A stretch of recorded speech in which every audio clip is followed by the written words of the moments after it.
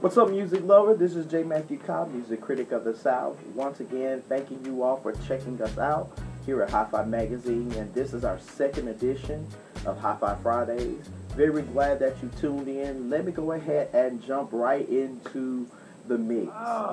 So, these are the albums I've been previewing this week, and I think you all should just pick up and cop.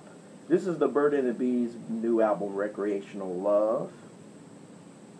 And it's really a throwback to 80s new wave. I like this sort of stuff. And I think this may be their best album yet. They've always jumped into electronic music, and Greg Gersten has done a lot of work for other people and has made a name for others. But when he teams up with Anara George, his partner with the Bird and the Bee, they create this beautiful music for this on this new album, and it's called Recreational Love. And the track that you need to check out most importantly on this album, even though it's not the single, is a song called Runaway. And right now at HIFI Magazine, we've given it a 5-star review, something that we hardly ever do. I don't think it's ever been done in the website's history, and we've been around for 5 years. We've always given 4.5s, 4.5s, 4.5s, but 5, we hardly ever do, and I decided to do it on this round. I also want you guys to check out this beautiful project by Delta Ray called After It All. It was released this year. I do have the CD copy, but as you can tell, I got their autographs.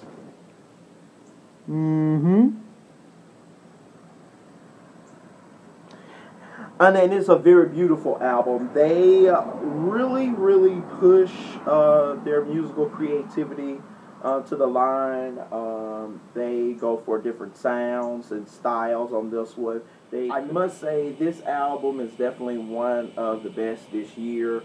On this album, Delta Ray really pushes the envelope in reaching for newer sounds and styles. They continue to hold on to their Mumford & Sons folk quality, what made them very likable from the very beginning with their debut album. But on this one, they're more focused with their pop sound, and the sensibility they have for great melodies actually is very striking on this album. And the very first 5 songs are actually very pop radio ready.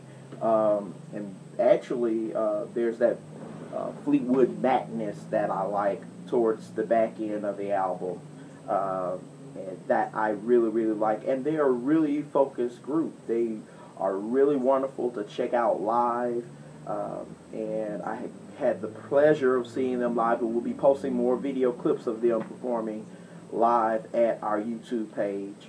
So make sure you check that out. The album review for After It All is right now at HIFI Magazine. We gave it a raving review. Guys, check that out. Softly, drifting like the cream in your coffee, and you're talking calmly when I'm scared to be on the road. When the thrill is gone and I'm scared, thinking what we've done to try to love someone. Baby, can you keep your promise? Baby, can I keep you honest? 'Cause I'm scared. Also, this week has been very trying on most of us because we lost a lot of greats in the music industry. Earlier last week, I think, or at the top of this week, we found out that Cilla Black, a great UK pop singer, back in the 60s and 70s, passed away. Everyone knows that she was one of the darling pop songstress that was in the same ranks as Dionne Warwick. In fact, she actually did Anyone Who Had a Heart and was a big hit over in the UK. And she did a lot of classic Bacharach and David songs that Dionne did. But she succumbed. And we also learned that Billy Sherrill, the classic country producer in Tennessee, Nashville, Tennessee, who created that Nashville sound, also passed away. He was very important in the careers of George Jones and Tammy Wynette.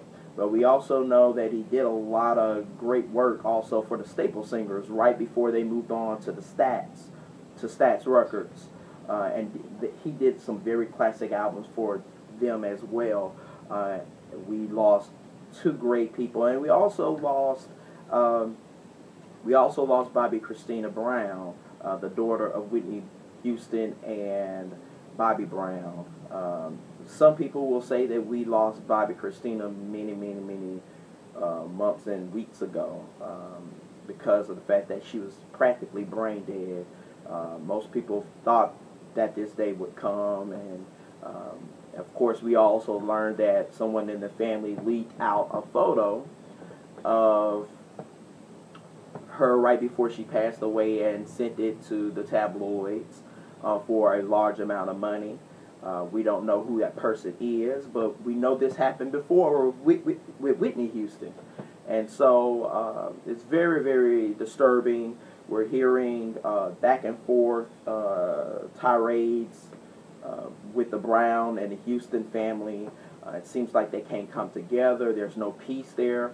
You're going to probably hear more of this as the issue of their estate, of the Whitney Houston estate, comes up, because we all know that Bobby Christina Brown was actually supposed to get most of that money.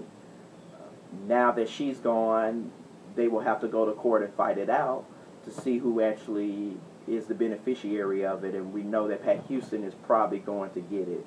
But it will be a dirty fight nevertheless.